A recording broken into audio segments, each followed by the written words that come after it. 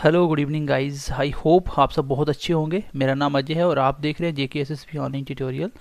And आज के lecture में हम लोग इकोनॉमिक्स का लेक्चर नंबर 4 पढ़ने वाले हैं। जो आपका पहला चैप्टर चल रहा है बेसिक टर्म्स एंड प्रिंसिपल्स का, ये लेक्चर नंबर 4 है। तो हम लोगों ने इसमें ऑलमोस्ट आपका इकोनॉमिक्स का हर एक पार्ट कवर करने की कोशिश करी, जिसमें आपको इकोनॉमिक्स का मैंने मतलब समझाने की कोशिश करी।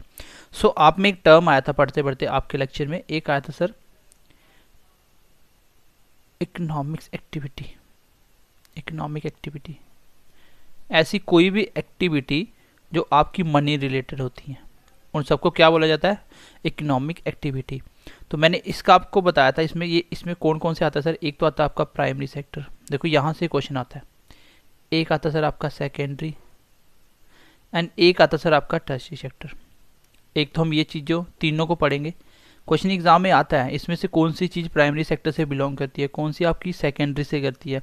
तो यहाँ से क्वेश्चन बार बार एग्जाम में पूछा जाता है, तो आपको बहुत अच्छे से समझना होगा इसको। दूसरी चीज़ आज हम जो पढ़ने वाले हैं वो होगा आपका माइक्रो और मैक्रो में मैं आपको डिफरेंस समझा दूंगा। तो इसमें हमें कौन कौन से टॉपिक पढ़ने हैं ये भी आपको मैं बता दूंगा। और जो भी माइक्रो मैक्रो में आते हैं कैसे पता चलता है कि कौन सा माइक्रो का टॉपिक है और कौन सा आपका मैक्रो का टॉपिक है। तो चलिए इससे शुरुआत करते हैं। प्लस आज की क्लास में मैं आपको बताऊंगा MRP क्या होता है, MSP क्या होता है। आपको समझ आ जाएगा कि ये जो किसान है वो किस लिए आपका प्रोटेस्ट वगैरह कर रहे हैं, बिल में एक्चुअली क्या है, आप बिल को भी समझ पाओगे। तो चलिए क्लास को स्टार्ट करते हैं। हमेशा की तरह अगर क्लास अच्छी लगे तो लाइक करें, कमेंट करके बताएं और अपने दोस्तों के साथ भी शेयर करें, सो एज हर एक बच्चा इन सेशनों का फ़ायदा उठा पाए। तो चलिए क्लास को स्टार्ट करते हैं। तो सबसे पहले मैं आपको बताता हूँ इकोनॉमिक्स एक्टिविटी में हम प्राइमरी, उसके बाद guys secondary, and then tertiary sector. तो मैंने आपको समझा दिया था कि इकोनॉमिक्स एक्टिविटी क्या होती हैं। ऐसी कोई भी एक्टिविटी जिसमें पैसों का लेना देना हो, जो मनी रिलेटेड हो, वो सारी कौन सी होगी? वो सारी इकोनॉमिक्स एक्टिविटी होगी। जैसे सर प्राइमरी में कौन कौन सी आती हैं? प्राइमरी मतलब सबसे इनिशियल स्टेज पे। मैं आपको इसका ट्रिक भी बताऊंगा कैसे आपको याद करनी है। तो सबसे पहले प्राइमरी में कौन कौन सी आएगी सर? जो प्राइमरी सेक्टर में आएगा, जो प्राइमरी सेक्टर में आएंगी, सबसे पहले आप लिख लो एग्रीकल्चर के जितना भी रिलेटेड होगा। एग्रीकल्चर, किसी का भी agriculture and related to agriculture, agriculture and related to agriculture. जितनी भी एक्टिविटी एग्रीकल्चर से होगी या एग्रीकल्चर के रिलेटेड होंगी वो सारी की सारी प्राइमरी सेक्टर में आएंगी। जैसे मैं आपको इसकी एग्जांपल से समझा देता हूँ कि कौन कौन सी आएगी। यही क्वेश्चन सीधा एग्जाम में पूछा जाता है कि 4 ऑप्शन देके पूछेगा इनमें से कौन सा प्राइमरी सेक्टर की एक्टिविटी है, तो वो आपको बताना है। तो बहुत आसानी से मैं आपको याद करवा दूंगा अभी। देखो सबसे पहले आप एग्जाम्पल के लिए लिख लो आप, ठीक है, एग्जाम्पल के लिए लिख लो। जैसे एग्जाम्पल में एक साथ लिखवा देता हूँ। प्राइमरी के बाद सेकेंडरी में कौन सी आएगी सर? सेकेंडरी में कौन कौन सी आएगी? इसमें तो आएगा सर एग्रीकल्चर। इसमें जितने भी आपके इंडस्ट्रीज होंगी, इंडस्ट्रीज, या आप बोल सकते हो सर जितने भी इंडस्ट्री के रिलेटेड होंगी, इंडस्ट्रीज या इंडस्ट्री के रिलेटेड होगी। चलो सर यहाँ से एक क्वेश्चन एग्जाम में बहुत बार पूछा जाता है सर सबसे ज़्यादा एम्प्लॉयमेंट कौन से सेक्टर में होता है? मतलब इंडिया के सबसे ज़्यादा पॉपुलेशन कौन से सेक्टर में काम करती है? तो सबसे ज़्यादा जो एम्प्लॉयमेंट होता है वो होता है सर प्राइमरी सेक्टर में। मतलब 50 से लेके 60% तक का ऑन एन एवरेज एम्प्लॉयमेंट सिर्फ और सिर्फ प्राइमरी सेक्टर में होता है। मतलब लोग एग्रीकल्चर से जुड़े हुए हैं अभी भी। इसलिए इंडिया को बोला जाता है कि इंडिया क्या है सर? सोने की चिड़िया है, क्योंकि यहाँ पे लोग ज़्यादा चीज़ें एग्रीकल्चर पे बिलीव करते हैं। हमारे आधे से ज़्यादा मतलब 60% लोग हैं जो सिर्फ एग्रीकल्चर पे सर्वाइव करते हैं, तो जो भी खेती वगैरह करते हैं, तो इसलिए इसको ज़्यादा महत्व दिया जाता है इंडिया के अंदर। दूसरी चीज़ क्या होती है सर? इसमें बोला जाए कि सबसे कम जीडीपी में पार्टिसिपेट किसका है? जो आपकी जीडीपी होती है, ग्रॉस डोमेस्टिक प्रोडक्ट, जो आपके ग्रॉस डोमेस्टिक प्रोडक्ट होते हैं, जीडीपी होता है सर आपके देश के अंदर कितनी चीज़ों का प्रोडक्शन हो रहा है, टोटल ओवरऑल कितना प्रोडक्शन हुआ, वो सारा काम मिला के एक जीडीपी बनाई जाती है पूरे देश की। तो उस जीडीपी में जो इसका परसेंटेज है वो सबसे कम है, वो कितना सर 17% है। यहाँ से एग्रीकल्चर से जो इंडिया का जो डेवलपमेंट होने के लिए जीडीपी में पार्टिसिपेट है वो सिर्फ और सिर्फ कितना है 17%। और सबसे ज़्यादा है सर आपका टर्शियरी सेक्टर में। और अब भी अगर मैं बोलूँ कि एम्प्लॉयमेंट की बात करूँ तो कम है आपका टर्शियरी में, लेकिन क्वेश्चन एग्जाम में आता है कि सबसे ज़्यादा जीडीपी में किसका पार्टिसिपेशन है, तो वो है सर टर्शियरी सेक्टर से, सबसे जहाँ पे आप सर्विस प्रोवाइड करते हो। जैसे एग्जाम्पल के लिए समझ लो, जितने भी डॉक्टर हैं ये क्या कर रहे हैं, सर्विस प्रोवाइड कर रहे हैं। जो भी बड़े बड़े इंजीनियर है वो क्या कर रहे हैं सर, सर्विस प्रोवाइड कर रहे हैं। जो भी आपके साइंटिस्ट है क्या कर रहे हैं, सर्विस प्रोवाइड कर रहे हैं।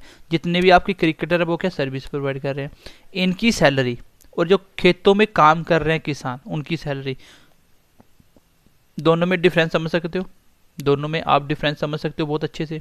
तो किसका ज़्यादा है सर, टर्शियरी सेक्टर में पैसा बहुत ज़्यादा है, इसलिए इसमें इसका जीडीपी में 54 से 55% का पार्टिसिपेट है। मतलब टर्शियरी सेक्टर से जहाँ पे सर्विस प्रोवाइड की जाती है वहाँ पे सबसे ज़्यादा जीडीपी में उनका पार्टिसिपेट है। और सेकेंडरी का है सर, जितना भी इंडस्ट्री वगैरह में होता है ये 29% के करीब करीब है। ठीक है, ये 2020 का डाटा है। तो इस तरीके से आपका क्या है सर, जीडीपी में पार्टिसिपेट किसका सबसे ज़्यादा हुआ, टर्शियरी का। क्वेश्चन एग्जाम में पूछा जाएगा कि जीडीपी में सबसे ज़्यादा, जीडीपी में ग्रॉस डोमेस्टिक प्रोडक्ट में सबसे ज़्यादा पार्टिसिपेट किस सेक्टर का है, सबसे ज़्यादा कहाँ से इनकम जनरेट होती है, आप बोलोगे सर टर्शियरी सेक्टर। आपको बोला जाएगा सबसे ज़्यादा मैक्सिमम एम्प्लॉयमेंट कहाँ पे है, मैक्सिमम एम्प्लॉयमेंट कहाँ पे है, तो आपका सर आंसर होगा कि मैक्सिमम एम्प्लॉयमेंट तो प्राइमरी में है। कहाँ है सर, प्राइमरी सेक्टर में। आई होप यहाँ तक आप समझ पाए होंगे। मैंने आपको क्या बताने की कोशिश करी कि इकोनॉमिक्स एक्टिविटी जितनी भी हैं सर उसमें जितने भी प्राइमरी सेकेंडरी मनी जहाँ से होगी, प्राइमरी सेकेंडरी और टर्शियरी से जो भी मनी वगैरह रिलेटेड चीज़ें आएंगी वो सारी आपकी किस में आएंगी, वो सारी इकोनॉमिक्स एक्टिविटी में आएंगी। इसमें क्या क्या आता है, एक तो इसको बांटा गया primary secondary tertiary. Primary activity वो सारी एक्टिविटी होंगी जो एग्रीकल्चर से रिलेटेड है या एग्रीकल्चर, तो यह एग्रीकल्चर से रिलेटेड है, वो सारी की सारी प्राइमरी होगी।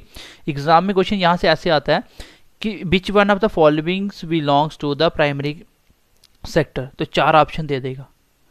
जैसे इसका आप याद कैसे रखोगे, आपको एक छोटा सा कीवर्ड याद रखना है कि एग्रीकल्चर यहाँ भी आएगा, या ऐसे याद रख लो जो भी काम आप खुद अपने हाथों से घर पे करते हो वो सारे के सारे काम किस में आएंगे, प्राइमरी में।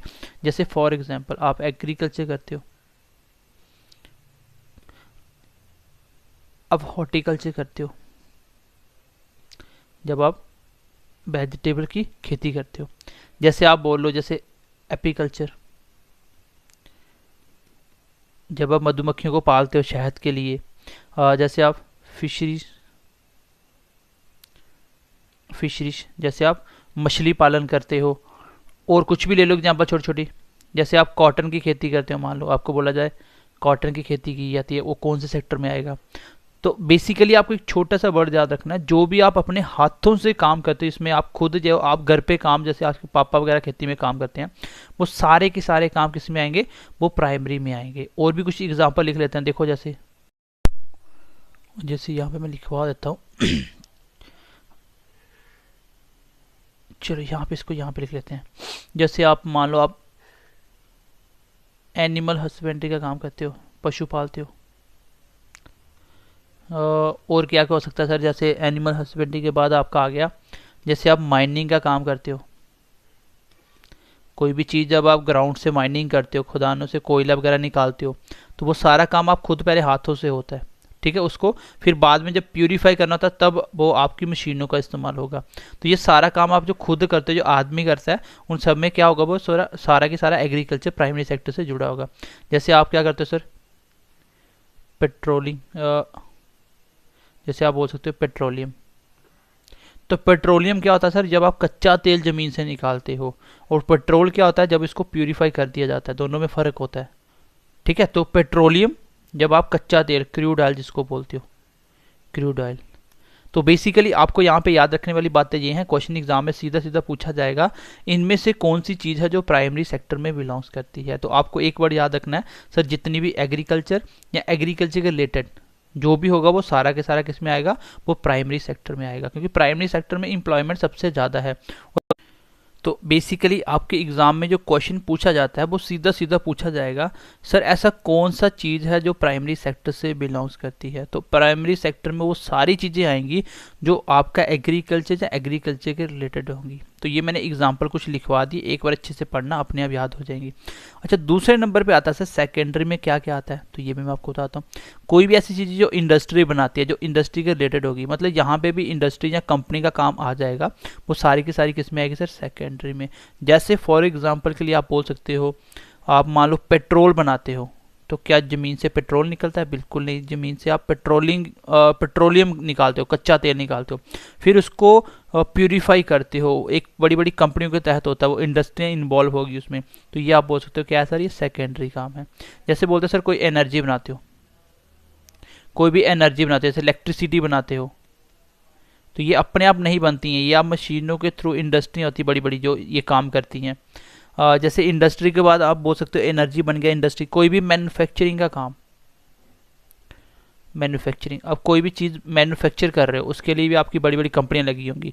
जैसे आप बोल सकते हो मैन्युफैक्चरिंग के बाद साथ साथ जैसे आप बोल सकते हो कोई भी कंस्ट्रक्शन का काम सर, जैसे आपके रोड्स वगैरह, घर वगैरह, कुछ भी घर वगैरह कुछ भी बनाते हो, वो सारा के सारा सेकेंडरी में आएगा। ठीक है, तो आपको बेसिकली ये कुछ एग्जांपल याद रखनी है।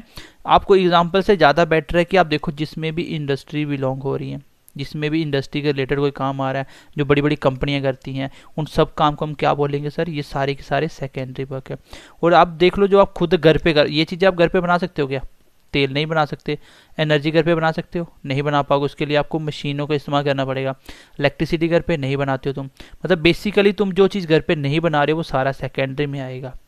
अगर मैं बात करूं सर टर्शरी की, जिसका सबसे ज़्यादा जीडीपी में क्या है, पार्टिसिपेट है, आपको बोला जाए मैक्सिमम जीडीपी में शेयर किसका है, तो आप बोलोगे सर टर्शरी सेक्टर का। अच्छा, टर्शरी मैंने बोला टर्शरी में आपको एक वर्ड छोटा सा याद रखना है, इसमें सर्विस या सर्विस के रिलेटेड कुछ भी आएगा वो सारा टर्शरी में होगा। जैसे फॉर एग्जाम्पल ये लिख लो, देखो एग्जाम्पल इंपॉर्टेंट है, एग्जाम में डायरेक्टली एग्जाम्पल पुट करेगा कि ये वाली किससे बिलोंग करती है। जैसे मैं आपको बोल दूं सर, सबसे बेसिक एग्जाम्पल से शुरू करते हैं। जैसे एक टीचर, टीचर किस में बिलोंग करेगा सर, ये सर्विस में है, क्योंकि मैं आपको देखो टीचिंग कर रहा हूँ, मैं पढ़ा रहा हूँ, इसके बदले मुझे कुछ ना कुछ पैसा मिलेगा। ठीक है, इसके बदले में मुझे पैसा मिलेगा, तो मैं आपको एक सर्विस दे रहा हूँ, आपको मैं पढ़ा रहा हूँ, मैं आपको ना तो कोई चीज़ दे रहा हूँ, ना ही कोई फिजिकली चीज़ दे पा रहा हूँ, ना ही कोई आपका मैं खेत का काम कर रहा हूँ, तो मैं आपको एक सर्विस दे रहा हूँ जो आपको टीचिंग कर रहा हूँ।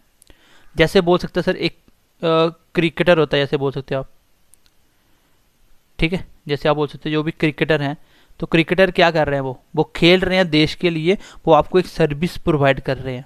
ठीक है, जैसे मैं बोल सकता हूँ जितने भी आपके हॉस्पिटल वगैरह हैं, अब हॉस्पिटल क्या कर रहे हैं, आपकी खेती का काम नहीं कर रहे हैं, आपके लिए कुछ चीज़ प्रोड्यूस नहीं कर रहे हैं, वो आपकी सेवा कर रहे हैं, आपको सर्विस प्रोवाइड कर रहे हैं। जैसे आपके जितने भी एजुकेशनल इंस्टीट्यूट हैं, एजुकेशनल इंस्टीट्यूट जितने भी होते हैं, जैसे स्कूल्स, कॉलेज वगैरह कुछ भी है, ये सारे आपको क्या कर रहे हैं सर, सर्विस दे रहे हैं। उसके बाद और क्या क्या आ सकता है सर्विस में, सोचो और क्या क्या आ सकता है, आप मुझे भी कमेंट सेक्शन में बता सकते हो, सर ये भी एक सर्विस देने का काम होता है। जैसे मैं और भी लिखवा देता हूँ, जैसे लिख लो आप, जैसे लिख लो सर बैंकिंग, बैंकिंग क्या कर रहा है, आपको सर्विस दे रहा है, बैंकिंग आपको सर्विस दे रहा है, आपका पैसा सेव करके रख रहा है आपके लिए, आप कहीं भी जाओगे आप पैसा कहीं से भी निकाल सकते हो, वो सर्विस दे रहा है आपको। जैसे आपका बोल सकते हो ट्रांसपोर्ट, मतलब जो भी आपकी लाइफ में कोई चीज़ करने के लिए सिर्फ हेल्प कर रहा है आपकी, जो आपके काम को आसान बना रहा है, वो सारे काम किस में आएंगे सर, सर्विस में।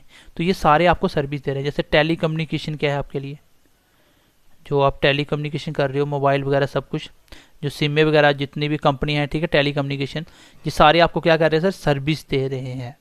तो आपको ऐसे याद रखना है, जितने भी एजुकेशनल इंस्टीट्यूट हैं, जो भी बैंकिंग सेक्टर्स हैं, जितने भी ट्रांसपोर्ट हैं, जितने भी टेली कम्युनिकेशन हैं, जितने भी हॉस्पिटल हैं, जितने भी टीचर हैं, ये सब की सब आपको सर्विस दे रहे हैं।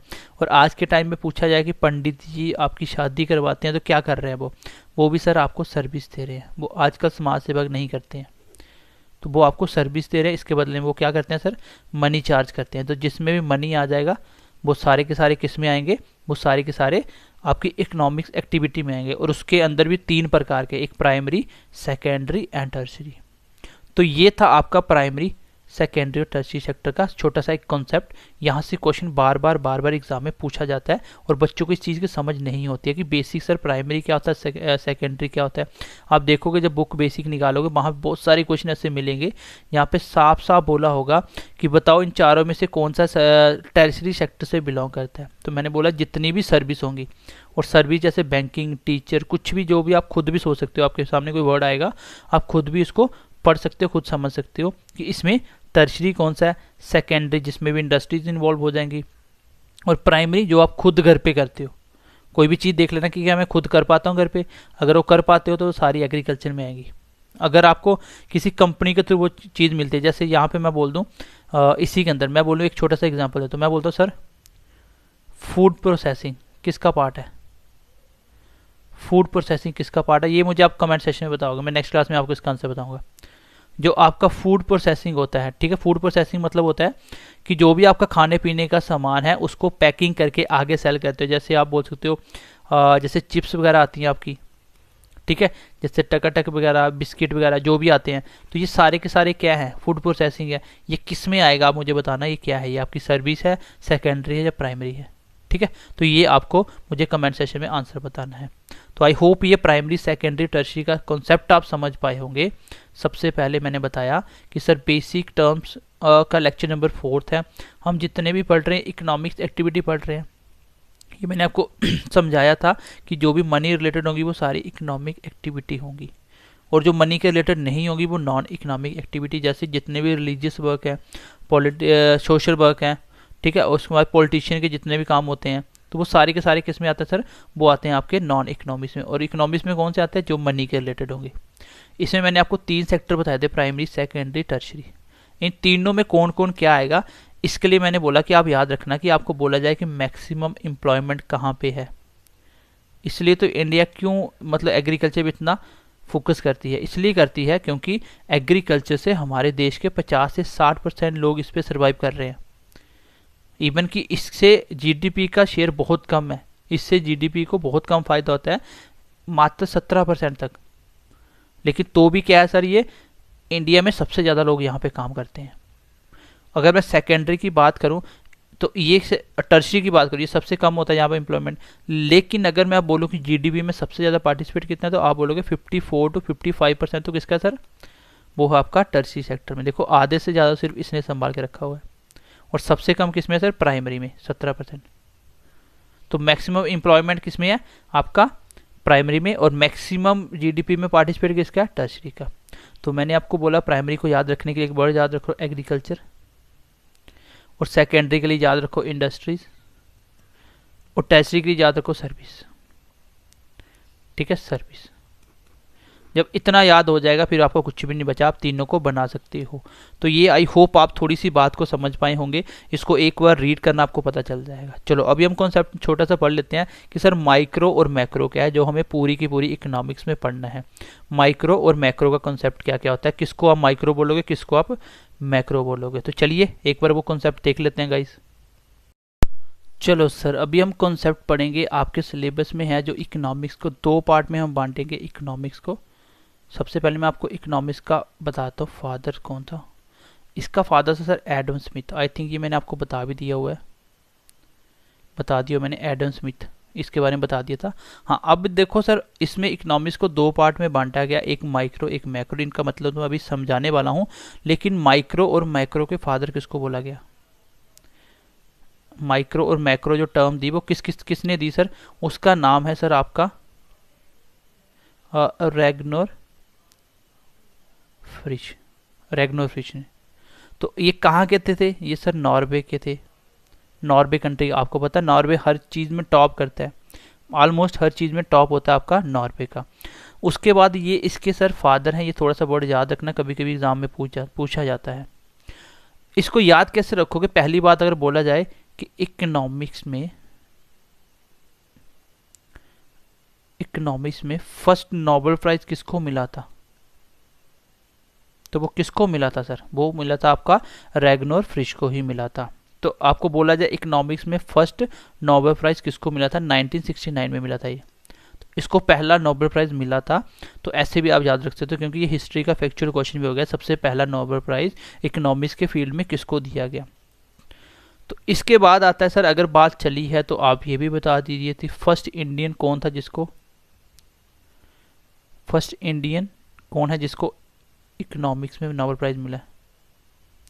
तो कौन है वो सर, वो है आपका अमर्त्य सेन, अमर्त्य सेन, जिसको 1998 में इकोनॉमिक्स के फील्ड में पहला नोबेल प्राइज़ मिला। और लास्ट टाइम मिला था 2019 में, किसको मिला था, वो मिला था आई थिंक अभिजीत बनर्जी को, Abhijit Banerjee. Okay guys, right. चलो अभी हम देख लेते हैं, let's see the concept of micro and macro. Sir what is the meaning of micro and macro. देखो माइक्रो का वर्ड क्या होता है, माइक्रो रिप्रेजेंट होता है, माइक्रो मतलब कम, कोई चीज़ कम होना, तो इसको हम रिप्रेजेंट करते हैं सर स्मॉल। जितनी भी स्मॉल चीज़ें होंगी, स्मॉल का मतलब क्या, अभी आप एग्जांपल से समझ जाओगे। मैक्रो को हम रिप्रेजेंट करते हैं सर लार्ज से। अब स्मॉल का मतलब होगा सर जितने भी इंडिविजुअल लेवल पे, जो इंडिविजुअल लेवल पे काम होंगे, जो एक सिंगल बंदे से काम पता चल जाए, जैसे एक कंपनी का काम, तो वो कौन सा होगा, वो माइक्रो होगा। ओवरऑल सारी कंपनियों का काम मिलके तो वो बनेगा मैक्रो। तो इसमें आ जाएगा सर कलेक्टिव लेवल का। कलेक्टिव लेवल मतलब आपके कुल मिला के सबका एक एवरेज निकाला जाएगा। जैसे एग्जाम्पल से समझने की कोशिश करो, सबसे पहले नंबर पे लिख लो, जैसे फॉर एग्जाम्पल मैं बताता हूँ इसमें हम क्या क्या पढ़ने वाले हैं। जैसे सबसे पहले सर आपकी डिमांड, तो डिमांड कौन करता है, एक सिंगल आदमी डिमांड करता है, ऐसे याद रखोगे। जब डिमांड होगी तो डिमांड के बाद सर बंदा सप्लाई भी करेगा। सप्लाई तब करेगा जब क्या होगा, आपका प्रोडक्शन होगा। जैसे ऐसे समझ सकते हो, मैं बोलूं सर एग्रीगेट डिमांड, तो एग्रीगेट डिमांड क्या होगी, एग्रीगेट मतलब कुल मिला के टोटल सारी डिमांड कितनी है, तो वो आएगी मैक्रो में। यहाँ देखो कलेक्टिव वर्ड यूज हो रहा है, कलेक्टिव मतलब कुल मिला के एग्रीगेट किया हुआ है, कुल मिला के सबकी बात हो रही है, लेकिन ये सिंगल डिमांड की बात हो रही है। एक सप्लाई की, तो यहाँ पे बोल सकता है एग्रीगेट सप्लाई। जैसे आप प्रोडक्शन कर रहे हो, प्रोडक्शन के बाद आप क्या करोगे, जब प्रोडक्शन कर रहा है तो प्रोडक्शन के लिए आप क्या करोगे, उसको मार्केट में बेचोगे। तो जो भी हम मार्केट की बात होगी, तो इंडिविजुअल एक छोटी छोटी मार्केट की बात होगी, मार्केट की बात होगी तो वहाँ पे कुछ कॉस्ट भी होगा, कॉस्ट होगा तो वहाँ से आप कुछ रेवेन्यू भी जनरेट करोगे। तो ये सारी क्या है, सिंगल इंडिविजुअल बातें हैं। देखो प्रोडक्शन एक सिंगल कंपनी करती है, मार्केट एक छोटी छोटी सिंगल मार्केट होती है। लेकिन जब आप बोलोगे सर प्रोडक्शन के बजाय अगर मैं जीडीपी की बात करूं, तो कुल प्रोडक्शन कितना हुआ, ग्रॉस डोमेस्टिक प्रोडक्ट में कुल इंडिया में प्रोडक्शन कितना हुआ, वो सारा के सारा किस में आएगा, जीडीपी मैक्रो में आएगा। जैसे आप बोल सकते हो सर जीडीपी के बाद मैं बोल सकता हूँ नेशनल इनकम। नेशनल इनकम मतलब कुल देश की इनकम कितनी है। तो ये कैसे निकलता सर, ये पर कैपिटा इनकम के हिसाब से निकलता है, पर कैपिटा इनकम। ये ऐसा नहीं है कि ये एक ही बंदे पे आपने बताई होगी, ये कैसे निकाली होगी। जैसे आप बोल सकते हो इंडिया की पर कैपिटा इनकम कितनी है, वो कैसे निकालोगे, आप देखोगे कि टोटल पॉपुलेशन कितनी है, टोटल पॉपुलेशन कितनी है, मान लो टोटल पॉपुलेशन 10 है और आपका पर कैपिटा इनकम निकालनी है, टोटल पॉपुलेशन के हिसाब से जितना पैसा है, सॉरी ऊपर लिख दोगे टोटल प्रोडक्शन या टोटल मान लो रुपीज़ है, और इसको बांटना है पर कैपिटा इनकम में टोटल पॉपुलेशन में। जैसे मान लो 100 रुपीज़ इनकम है और पॉपुलेशन है 10 की, तो कितनी होगी सर, पर कैपिटा इनकम कितनी है, 10 रुपये। तो हर बंदे की कितनी है, तो इस हिसाब से आपको पूरी पॉपुलेशन का मिला के आप क्या निकाल रहे हो, नेशनल इनकम या देश की इनकम निकाल रहे हो। तो पर कैपिटा इनकम कैसे निकलती है सर, कि टोटल मनी कितनी है टोटल देश में, ठीक है, टोटल प्रोडक्शन कितना है, उसको कितने बंदों के हिसाब से बांटा गया, जितनी आपकी पूरी पॉपुलेशन होगी, तो हर बंदे को कितना कितना आ रहा है इनकम के हिसाब से। तो ऐसे निकलती है आपकी national income per capita income के हिसाब से। तो ये पर कैपिटा एक बंदे पे नहीं है, ये पूरी की पूरी पॉपुलेशन के ऊपर मिला के बताया गया है। इसलिए कौन सी होगी सर, इसमें भी हम किस में पढ़ेंगे, इसको भी हम पढ़ेंगे मैक्रो में। आई होप ये समझ पाए होंगे। आगे देखते हैं थोड़ा सा नेक्स्ट एग्जाम्पल। जैसे मैं बोल देता हूँ सर, मान लो पॉवर्टी बोलो, गरीबी। अब आप देखो कि अगर आपके एरिया की गरीबी निकालनी हो तो एक बंदे को देख के गरीबी नहीं निकलेगी, वहाँ के सारे बंदों को देखा जाएगा कि यहाँ पे तो ऑन एन एवरेज हर एक बंदा इतनी इतने एवरेज इनकम इनकी, तो वहाँ से पता चलेगा कितनी पॉवर्टी है। जैसे मैं बोल दूँ इन्फ्लेशन, महंगाई, तो महंगाई क्या एक दुकान से महंगाई बढ़ जाएगी, किसी भी जगह की महंगाई निकालनी है तो आपको ओवरऑल देखना पड़ेगा पूरी मार्केट में प्राइस क्या चल रहा है, क्योंकि एक दुकानदार महंगी करेगा उससे महंगाई नहीं बढ़ेगी, बंदा दूसरी दुकान से खरीद लेगा। लेकिन ओवरऑल जब महंगाई बढ़ जाती है उसको बोलते हैं इन्फ्लेशन हो गया। ठीक है, इन्फ्लेशन हो गया। उसके बाद जैसे आप बोल सकते हो अनएम्प्लॉयमेंट निकाल दो, बेरोजगारी। अब बेरोजगारी कैसे निकालोगे? किसी एक बंदे को नौकरी नहीं मिली तो उसका मतलब ये तो नहीं होगा कि अनएम्प्लॉयमेंट आ गया। तो ऑन एन एवरेज कितनी पॉपुलेशन को नौकरी कितने को नहीं मिल रही है, अगर ज़्यादा मिल रही है तो आपको पता चल जाएगा कि अनएम्प्लॉयमेंट यहाँ पे ज़्यादा है। तो ये कुछ टॉपिक हैं जो हम माइक्रो और मैक्रो में पढ़ेंगे। ठीक है, और भी कुछ टॉपिक होंगे तो इसी में आपके सिलेबस है, जैसे प्रोडक्शन है, मार्केट है, ये सारे सप्लाई डिमांड आपके सिलेबस में सारे टॉपिक हैं। हम एक एक टॉपिक को बहुत अच्छे से और डिटेल में बिल्कुल बेसिक से समझने की कोशिश करेंगे, जो आपको रियल लाइफ के साथ कनेक्ट करना है। ठीक है, ये सारी चीज़ें आपको रियल लाइफ के साथ कनेक्ट करनी है, मैं आपको बहुत अच्छे से समझा दूंगा। तो ये था हमारा माइक्रो और मैक्रो का छोटा सा कॉन्सेप्ट। अब हम नेक्स्ट चैप्टर स्टार्ट करेंगे जिसका नाम है सर बजट, जिसको बोलते हैं सर फिजिकल पॉलिसी। तो इसको कौन बनाता है? इसको आपकी गवर्नमेंट बनाती है। और जो आपका मॉनेटरी पॉलिसी होगा वो कौन बनाएगा आपका? वो आपकी आरबीआई बनाती है। तो दोनों को हम एक साथ पढ़ेंगे, थोड़ा सा लंबा चलेगा टॉपिक, लेकिन बहुत डिटेल में बहुत अच्छे से सीखेंगे। और सबसे अच्छा चैप्टर में ये आता है बजट, समझने के लिए बहुत अच्छा चैप्टर है। तो आपको मैं एक एक टॉपिक करवाने के बाद उसके एमसीक्यूज करवाऊंगा। जैसे अभी इस बेसिक के ऊपर एमसीक्यूज कुछ आएंगे, जो कुछ एमसीक्यूज आएंगे वो आपको एमसीक्यूज सारे के सारे लगाने हैं नेक्स्ट वीडियो में।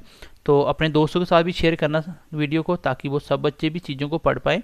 और हमारी कोशिश है कि आपको मैक्सिमम से मैक्सिमम कंटेंट प्रोवाइड कर सके, और बहुत अच्छे लेवल का। हम इतनी मेहनत कर रहे हैं इनके ऊपर कि हम लोगों को कम से कम एक एक टॉपिक बनाने के लिए 4 से 5 घंटे पहले खुद आगे से पढ़ना पड़ रहा है, अलग अलग बुक से सोर्सेज इकट्ठा करना पड़ रहा है, फिर जाके आपको हम कंटेंट दे रहे हैं, ताकि आपका कुछ भी ना छूटे और आपको बेस्ट चीज़ें मिल पाएँ। ठीक है, तो माइक्रो मैक्रो का कंसेप्ट थोड़ा सा समझ आ गया होगा। क्या है माइक्रो? छोटा जो इंडिविजुअल लेवल पे, जो आप इंडिविजुअल लेवल पे निकालोगे, और कलेक्टिव लेवल पे निकालोगे तो वो मैक्रो में आएगा। ठीक है, तो आई होप ये छोटे छोटे टॉपिक आपको समझ आए होंगे कि मैं क्या समझाने की कोशिश की। बेसिक मैंने आपको सब कुछ समझाने की कोशिश की कि आपको माइक्रो मैक्रो कैसे पढ़ना है, क्या क्या टॉपिक हम पढ़ेंगे। ठीक है, ये सिलेबस तो आपको सबको पता होगा। मैंने अभी जो एक ख़त्म किया टैप्टर वो था बेसिक टर्म्स एंड प्रिंसिपल्स। तो बेसिकली ये कुछ नहीं पढ़े हैं वो हम क्या करेंगे, जैसे बजट में कुछ टर्म्स आएंगे वहाँ पे भी हम करेंगे, टर्म्स भी चलती रहेंगी। और ये मैंने जो आपको एक आइडिया दे, मैंने आपको पूरी इकोनॉमिक्स का आइडिया दे दिया। तो आपको एक छोटा सा टर्म मैंने बता देता हूँ, एक और था आपका होता है एमएसपी। क्या होती है ना एमएसपी, चलो ये भी मैं थोड़ा सा डिस्कस कर देता हूँ। ये होता है सर आपका minimum support price, minimum support price. तो मिनिमम सपोर्ट प्राइस क्या होता है, जो अभी आप देख रहे हो ना किसान का जो एक आंदोलन चल रहा है, वो बेसिकली क्या है, वो एक्चुअली डिमांड कर रहे हैं एमएसपी पे। तो एमएसपी क्या होता है, वो होता है मिनिमम सपोर्ट प्राइस। तो पहले क्या थी, गवर्नमेंट मंडी थी, जो आपकी मंडियाँ वगैरह चलती थी। इसमें क्या होता था सर, आपके किसान को पहले ही एक गारंटी दी जाती थी कि मान लो 2021 का बजट निकला, उसमें आपको पहले ही बोल दिया कि इसमें आप जितने भी मतलब चावल की खेती करते हो, अगर आप चावल की खेती, तो मान लो आपको बोल दिया कि सर हम 2000 रुपीज़ पर क्विंटल आपसे ले लेंगे। ठीक है, पर क्विंटल आपसे ले लेंगे। तो पहले ही किसानों को बोल दिया गया कि आपसे हम 1 क्विंटल का 2000 रुपया ले लेंगे, अगर आपका कहीं नहीं बिकेगा तो आप हमारे पास आ जाना, हम आपको इतना पैसा दे देंगे। तो किसान इसको ध्यान में रखते हुए फसल उगाता था अपनी, कि भाई चलो मैं इसके हिसाब से फसल को उगाता हूँ, अगर मेरे को इस हिसाब से पैसा मिलता है तो बड़ा भी कम होगा तो मेरा तो भी प्रॉफिट हो जाएगा। लेकिन ऐसा नहीं है कि वो इतने पे ही बिकेगा, अगर इससे महंगा बिकेगा तो किसान इससे महंगा बेच देगा। लेकिन अगर कहीं भी नहीं बिकेगा तो किसान बोलेगा चलो ठीक है जी 2000 दे दो, आपने बोला था कि हम आपको 2000 का तो देंगे ही देंगे। सेम अब एमएसपी नहीं दे रही है, तो अभी जो किसान प्रोटेस्ट कर रहे हैं उनकी मेन डिमांड है कि सर एमएसपी दे दो, हमें कोई प्रॉब्लम नहीं है। अभी वाले में एमएसपी नहीं दी जा रही। हाँ, ऐसा होगा कि 2 से 3 साल तक आपको बहुत अच्छे प्राइस मिलेंगे, क्योंकि प्राइवेट है उन लोगों को, जैसे जियो में एग्जैक्टली वैसा ही होगा। जियो वालों ने क्या किया, आपको पहले 2 साल अच्छे से फ्री दिया, जब उनका नेटवर्क हर जगह फैल गया, उसका अपोजिशन खत्म हो गया, तो अब वो हर मंथ आपसे रिचार्ज भी करवाती है प्रॉपर, जितने का बाकी उतने का ये भी रिचार्ज करवाती है। तो यही होता है जब आपका प्राइवेट आएंगी, जब वो आपसे सामान लेंगी, जितना भी आपका अनाज होगा वो ले लेगी। जब उसके पास गोदाम इकट्ठे हो जाएंगे तो अब वो क्या करेगी, उसके पास है फिर वो आपको बोलेगी भाई इतना देना दो, नहीं तो जाओ, जाने का ऑप्शन ही नहीं बचा। तो गवर्नमेंट अभी किसान बोल रहे हैं कि सरकार को कि आप हमें गारंटी दे दो कि मिनिमम सपोर्ट प्राइस दे दो कि हम इतना इतना आपको देंगे, अगर कहीं नहीं बिकेगा इतनी गारंटी ले लो, तो हमें कोई इससे मतलब नहीं है मेरे लिए, चाहे प्राइवेट है चाहे गवर्नमेंट है। लेकिन सरकार ये नहीं दे पा रही है अभी। ठीक है, अच्छा एमएसपी निकलती कैसे है, उसको निकालने का तरीका होता है, देखो 1965 में एक कमीशन बनाया गया जिसके तहत ये डिसाइड किया गया कि हम सबको एमएसपी देंगे जितने भी किसान काम करते हैं। ये निकलती कैसे, इसमें ये होता है कि अगर आपका एक्सपेंडिचर मान लो 100 हुआ, आपने टोटल खर्चा लागत कितनी आई 100 रुपीज़, फिर इसके ऊपर आपको 50% एक्स्ट्रा ऑफ ऑल एक्सपेंसेस, मतलब अगर 100 आपका खर्चा हुआ टोटल कुल मिला के, इसका 50% कितना होगा, 50 होगा, तो इन दोनों को मिला के आपको 150 का एमएसपी मिल जाएगा। इसको दोनों को मिला के 100 आपका खर्चा हुआ, उसका 50% एक्स्ट्रा आपको सरकार देगी मिनिमम, ये होगा आपका एमएसपी प्राइस। तो मतलब इतना तो गवर्नमेंट आपको देगी ही देगी, 150 100 का अगर खर्चा आ रहा है तो। लेकिन जो आपकी स्वामीनाथन रिपोर्ट आई थी उसमें ये था, उसने ये भी डिमांड की थी भाई ठीक है आप इतना खर्चा बोल रहे हो, लेकिन जो किसान घर पे काम करते हैं, उसके बाद उनका अपने घर के अगर 5 मेंबर उसमें इंक्लूड हो रहे हैं, तो उनकी दिन का इनकम भी आप ऐड करो, इन सबको मिला के एक्सपेंडिचर बढ़ाओ। ऐसे आप तो घर वाले जैसे मान लो 4 मेंबर्स 6 मंथ मेहनत कर रहे हैं, तो आपने तो सिर्फ यही देखा कि उसमें खाद कितनी डली, कितना खर्चा आया, कितनी आपकी मतलब कटाई में खर्चा आया, वो सब कुछ देख के आप बना रहे हो। लेकिन जो 5 से 4 बंदे करके लगे हैं, इनका सिस्टम भी पूरा एडअप करो इनमें। तो उसमें क्या था, उस रिपोर्ट के अकॉर्डिंग था कि एमएसपी भी दो, कितनी दो, ये सारा कुछ उसमें डिटेल में डिमांड की गई थी। तो बेसिकली एमएसपी क्या होता है, एमएसपी होता है सर आपका मिनिमम सपोर्ट प्राइस। ठीक है, मैंने आज थोड़ा सा फास्ट पढ़ाया आपको, मुझे लगता है कि आप अभी बेसिक चीज़ें थोड़ी सीख चुके हो। तो मिनिमम सपोर्ट प्राइस क्या होता है सर, मिनिमम सपोर्ट प्राइस होता है कि आपको कम से कम एक ऐसी गारंटी दे दी जाए कि आपकी फसल कहीं ना बिके तो इतने की गवर्नमेंट को लेनी ही पड़ेगी, ताकि हम भी आगे फसल उगा पाएँ। हमें पता ही नहीं कि कितने की बिकेगी, कल को नहीं बिकी तो हमारा तो पूरा साल वेस्ट हो जाएगा, हम लोग कैसे जिएंगे, हम इससे बेटर था कोई और काम कर लेते। तो इसलिए आपको मिनिमम सपोर्ट प्राइस दिया जाता है, जो अभी किसान को नहीं मिल रहा है, जो नए कानून के तहत, इसके लिए ये प्रोटेस्ट चल रहे हैं। ठीक है, और भी 2-3 बिल हैं, वो भी कभी टाइम लगेगा तो उसको डिस्कस करेंगे। ठीक है, तो मंडी एक्चुअली बोल रहे खत्म नहीं करे, खत्म हो जाएगी ऑटोमेटिक। जैसे जियो सिम आने से बाकी वाले बिजनेस खत्म हो गए, इसी तरीके से जब बाकी वाले आपको 2-3 साल अच्छा प्राइस देंगे, मंडी में 2000 है और ये आपको 3000 देंगे, तो सब बंदे यहाँ बेचेंगे, तो ये अपने आप खत्म हो जाएगी। जब ये खत्म हो जाएगी तो इसके लिए ऑप्शन नहीं बचेगा, फिर ये भी अपनी मर्जी से 2000 से भी नीचे आ जाएंगे। ठीक है, तो बाकी यही चीज़ है कि प्राइवेट अच्छा है लेकिन कुछ हद तक अच्छा है। सब कुछ प्राइवेट कर दोगे तो काम नहीं चलेगा, आपको आम जनता को भी देखना पड़ेगा। तो ये है आपका एमएसपी। एमआरपी फिर कभी डिस्कस करेंगे। तो आई होप एमएसपी का थोड़ा सा मैंने जल्दी जल्दी शॉर्टकट एक आपको बता दिया थोड़ा कि निकलता कैसे है एमएसपी। सो गाइस, ये था आज की क्लास का कंक्लूजन, जिसमें मैंने आपको क्या क्या सिखाने की कोशिश करी। सबसे पहले हमने सीखा सर इकोनॉमिक्स एक्टिविटीज़, जो भी आपकी इकोनॉमिक्स एक्टिविटी, मैंने आपको बताया था इकोनॉमिक्स एक्टिविटी कौन सी होती हैं, जो भी आपके मनी रिलेटेड होंगी। इसमें मैंने आपको 3 बातें समझाई, एक आपका प्राइमरी, एक सेकेंडरी और एक टर्शरी सेक्टर। एक टर्शरी सेक्टर मैंने प्राइमरी में बताया जितने भी आपके एग्रीकल्चर के रिलेटेड होंगी, मैंने आपको सेकेंडरी में बताया जितने भी आपके इंडस्ट्रीज़ के रिलेटेड होगी, मैंने टर्शरी में आपको बताया जो भी आप सर्विस के रिलेटेड काम करोगे। जैसे इसमें जितने भी एग्रीकल्चर, हॉर्टिकल्चर, सब कुछ इसमें आएगा। इसमें जो भी आप मशीनों के थ्रू बनाते हैं, जैसे पेट्रोल डीजल बनाना, एनर्जी बनाना, उसके बाद मैन्युफैक्चरिंग करना, कंस्ट्रक्शन करना, सारे किस में आएंगे, इसमें आएंगे। तीसरे में सर मैंने आपको बताया जितने भी आपको सर्विस प्रोवाइड करते हैं, जैसे डॉक्टर हो गए, जितने भी डॉक्टर्स होंगे, एजुकेशन होंगे, हॉस्पिटल्स होंगे, जितने भी हैं डॉक्टर्स वगैरह, ये सब। ठीक है, ठीक है, हॉस्पिटल की बजाय आप डॉक्टर कर लेना, जो मैंने आपको हॉस्पिटल बताया था। ठीक है, और टीचर हो गया आपके जितने भी, तो ये सारे क्या कर रहे हैं सर, आपको सर्विस प्रोवाइड करते हैं। ये जितने भी आदमी होते हैं सब आपको सर्विस प्रोवाइड करते हैं। जैसे आपको बोल दिया जाए कि आपका जो लॉयर होता है वो क्या काम करता है, वकील होता है, तो वो क्या काम करता है सर, वो भी सर्विस प्रोवाइड करता है। जितने भी सर आपके टीचर हो गया, जितने भी आपके इंजीनियर होते हैं, ये क्या कर रहे हैं, ये आपको सर्विस प्रोवाइड कर रहे हैं। तो इस तरीके से ये सारे क्या काम करते हैं, सर्विस वाले। जैसे आपके गेम खेलने वाले क्रिकेटर वगैरह जितने भी हो गए, जो फुटबॉल खेलते हैं, जितने भी गेम्स होते हैं, वो सारे क्या कर रहे हैं, आपको देश के लिए सर्विस प्रोवाइड कर रहे हैं। इसके बाद मैंने आपको बताया क्या सर, मैंने आपको बताया, और आपको आज की क्लास में क्या सीखा हमने, माइक्रो और मैक्रो का कॉन्सेप्ट सीखा। मैंने आपको बताया कि मैक्रो में कौन कौन सी चीज़ें हैं, कि माइक्रो में क्या क्या मतलब होता है। इसके बाद मैंने आपको एमएसपी का कॉन्सेप्ट सिखा दिया। अगली क्लास हमारी जो होगी वो होगी सर एमसीक्यूज़ के ऊपर। तो आप सब बच्चों को उसके एमसीक्यूज़ लगाने हैं, अगर आपने मेरी पहली 4 क्लासेस देखी हैं तो। ठीक है, हमारी कोशिश है आपको मैक्सिमम से मैक्सिमम प्रैक्टिस करवाई जाए और आपको पेपर वाला फील पहले ही दिलाया जाए कि पेपर में क्वेश्चन कैसे आते हैं। मैं आपको पहले ही बोल रहा हूँ, अगर आप कॉन्सेप्ट पे और बेसिक पे काम करोगे, समझने की कोशिश करोगे, पेपर बहुत आसान लगेगा, इतने अच्छे लेवल का आपको पढ़ा रहे हैं। लेकिन अगर आप कॉन्सेप्ट ना करके बुक्स पढ़ के उसको याद करने की कोशिश करोगे तो गाइस क्वेश्चन नहीं निकाल पाओगे। इकोनॉमिक्स में बहुत अच्छे से कॉन्सेप्ट होने चाहिए, क्वेश्चन जैसा भी हो बेसिक क्वेश्चन बनाएगा लेकिन फिर भी आपको समझ नहीं आएगा। जैसे मैं आपको क्वेश्चन देता हूँ, मुझे बताओ which one of the following